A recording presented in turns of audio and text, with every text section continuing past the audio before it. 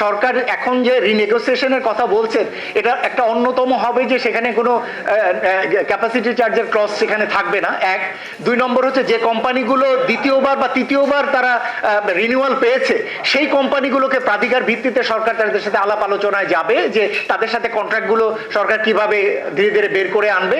তৃতীয় হলো সরকারের অনেকগুলো পাবলিক সেক্টর কোম্পানি রয়েছে যেগুলো ইফিসিয়েন্সি বা প্ল্যান্ট ফ্যাক্টর 15%-এর নিচে, এইগুলো সরকার খুব দ্রুত এবং যে কোনো সময় বন্ধ করতে পারে।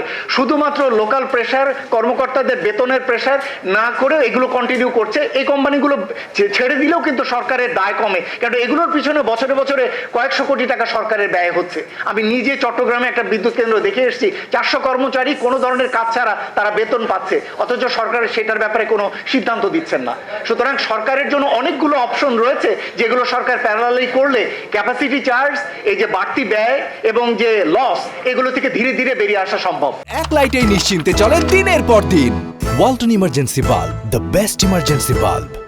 আপনি জানবেন যে এবার যেমন কাতার অনেকগুলো কন্ট্রাক্ট, এলএনজি কন্ট্রাক্ট সে করেছে, খারিজ করে দিয়েছে ফোর্স মেজুরি ক্লজের আন্ডারে, কেননা তার পক্ষে সেটি দেওয়া সময় মতো দেওয়ার সম্ভব ছিল না।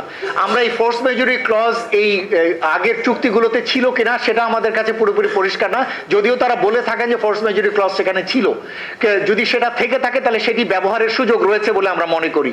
এক, দুই নম্বর, আমরা মনে করি যে যে চুক্তিগুলো হয়েছে, যদিও এটা আন্তর্জাতিক চুক্তি, কিন্তু এই চুক্তিগুলোর ক্ষেত্রে অনেকগুলোর ক্ষেত্রে তাদের প্রথমবার নেগোসিয়েশন শেষ হয়ে টার্ম শেষ হয়ে গেছে, তাদের অনেকগুলোর সাথেই সেকেন্ড টার্ম বা থার্ড টার্মে এই মুহূর্তে চলছে, এবং এই কোম্পানিগুলোর সাথে সরকার রিনেগোসিয়েট করার জন্য প্রস্তাব দিতে পারেন এই যুক্তিতে যে তারা ইতিমধ্যে তাদের যে বিনিয়োগ, সেই বিনিয়োগের মুনাফা তারা ইতিমধ্যে তারা তুলে নিয়েছেন, এবং তারা দ্বিতীয় পর্যায়ে এখন তাদের শুধুমাত্র অপারেটিভ কস্ট দিয়ে তারা চলছেন, তার লস হওয়ার খুব বড় কোনো কারণ নেই, শুধু তার অপারেটিভ এক্সপেন্ডিচারটি মেলালে এখানে হয়ে যায়। সুতরাং এখানে সুযোগ আছে রিনেগোসিয়েট করার, যারা কিনা সেকেন্ড টার্ম বা থার্ড টার্মের জন্য যাদের কন্ট্রাক্টগুলো হয়েছে, রিভাইজ হয়েছে বা রিনিউয়াল হয়েছে, তাদের জন্য সেই সুযোগটি সরকার নিতে পারেন।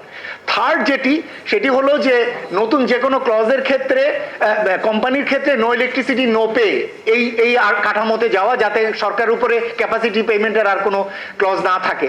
তবে সেক্ষেত্রেও আমরা যেটা শুনেছি, অনেক ক্ষেত্রেই এই নতুন কোম্পানিগুলোর সাথে কৃত্রিমভাবে এমনভাবে মূল্য সিট করা হয় যাতে নো ইলেকট্রিসিটি নো পে বলা হচ্ছে ঠিকই, কিন্তু তার যে অপারেটিভ এক্সপেন্ডিচার দেখানো হচ্ছে সেটার মধ্যেও আসলে ইনভেস্টমেন্টের একটা পার্ট ঢুকিয়ে রাখা হয়। সেই জায়গাগুলোতে সরকারের সতর্ক থাকার সুযোগ আছে। লাস্ট যেটা বলতে চাই সেটা হলো যে আমরা যেটা মনে করি যে কোনো কোম্পানির টার্ম শেষ হওয়ার পরে এটাকে নতুন করে আর যাতে রিনিউয়াল না করা হয়, কিন্তু আমরা ইতিমধ্যে শুনেছি অন্তর্বর্তী সরকারের সময় এরকম একটা বা দুটো কোম্পানির সাথে রিনিউয়াল করা হয়েছে। এই গভর্নমেন্টের সময় অনেকগুলো কোম্পানি এখন সরকারের পিছনে ঘুরঘুর করছে। এই ধরনের কোম্পানিগুলোকে যাতে কোনোভাবেই রিনিউয়াল না দেওয়া হয়।